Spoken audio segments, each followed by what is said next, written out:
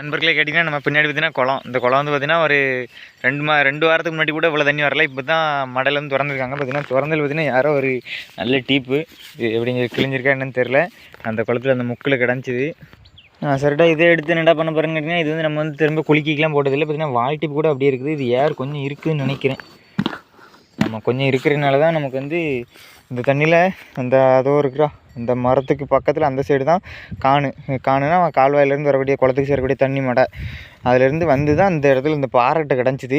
நான் இப்போ தான் பார்த்து எடுத்தேன். இது வந்து என்ன பண்ணணும்னு கேட்டிங்கன்னா, நம்ம வந்து வயலேருந்து மோட்டரில் இந்த கீப்பு கட்டுறது பைப்பு கட்டுறதுக்கு எதுக்காவது இனிமேல் யூஸ் பண்ணிக்கலாம். சரி, நமக்குன்னு எங்கேயோ இருந்து வந்திருக்குது.